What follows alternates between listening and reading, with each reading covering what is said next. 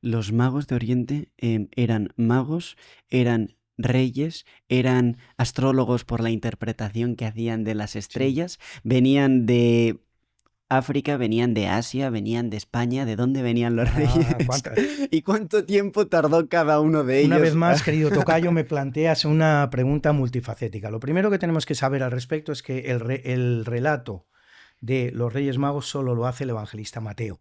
No Ujú, aparece en ninguno de los otros tres evangelios, solo Mateo. ujú. Mateo nos habla de unos magos, no nos dice que fueran reyes, no nos dice que fueran astrólogos, nos habla de unos magos. ¿Qué eran unos magos entonces? Bueno, pues ahí el campo está abierto a la interpretación. En todo caso, personas sabias, personas que interpretaban el cielo, que tenían conocimientos de astronomía, que eran respetados en los lugares en los que estaban. Y bueno, y de ahí pues se va a ir extendiendo la tradición a que además son reyes, pues precisamente por una alusión que se hace en el Antiguo Testamento, probablemente en el libro de Isaías, no lo digo con toda seguridad, pero probablemente en el libro de Isaías, donde se dice que a este Mesías pues lo adoran los reyes que vendrán de distintos lugares del mundo. Eh, la tradición de los Reyes Magos ha tardado en asentarse tal cual la conocemos al día de hoy, porque en un principio tampoco nos dice, por no decirnos, Mateo ni siquiera nos dice que sean tres, nos dice unos magos de Oriente, por lo tanto pueden ser tanto 2 como 12 como 15.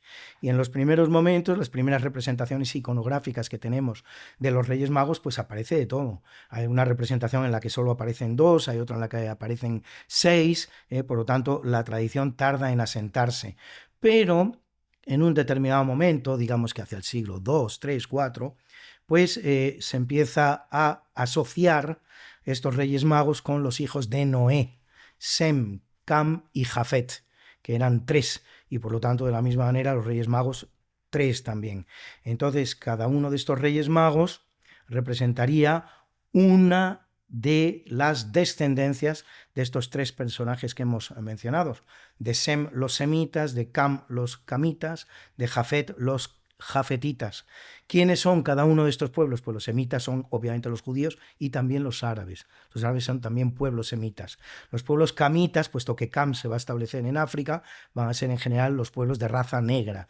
Y los pueblos jafetitas que se instalan en las islas, desde Palestina, las islas son Chipre, Malta, serían los pueblos europeos. O sea que enseguida se establece la historia de que la tradición de que uno de los reyes es de raigambre judío, judeo-árabe, el otro sería negro, precisamente por venir de África, y el tercero sería europeo. Esto es Ujú. lo que va a ocurrir en un proceso que se inicia en el siglo IV y que está prácticamente completado para el siglo VI al siglo VII. Luego se nos planteará la cuestión del descubrimiento de América y la aparición de una cuarta gran raza, que es precisamente pues, la raza indígena en un primer momento, mestiza luego, Ujú. gracias a la mezcla con los españoles, pero eso ya no tendrá cabida en el mundo de los Reyes Magos, que ya está perfectamente establecido.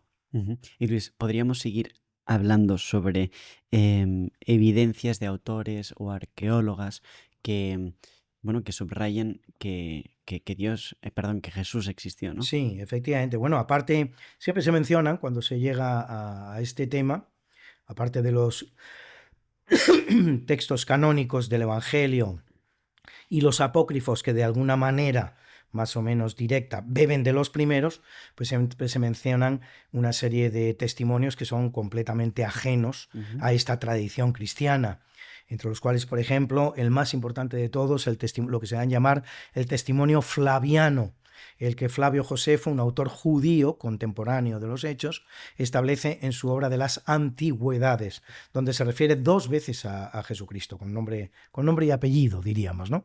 Apellido no, obviamente, pero con su nombre.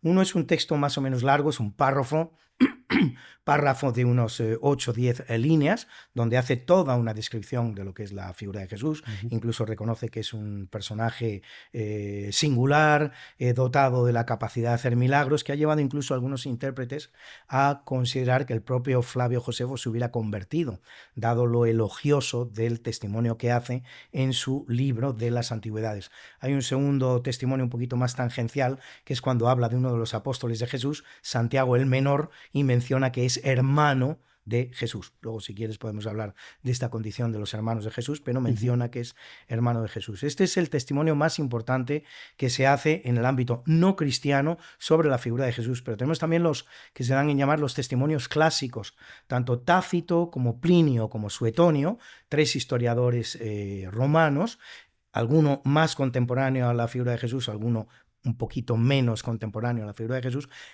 realizan en sus libros menciones muy tangenciales a la figura de Jesús. Por ejemplo, uno de ellos, Tácito, habla de un tal Cristo, que habría producido, cuyo nombre, cuya invocación, cuya ideología habría producido una serie de tumultos de orden público en la ciudad de Roma.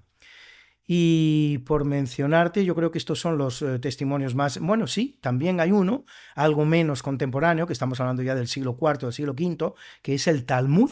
El Talmud es la segunda obra literaria en importancia que va a producir el judaísmo clásico.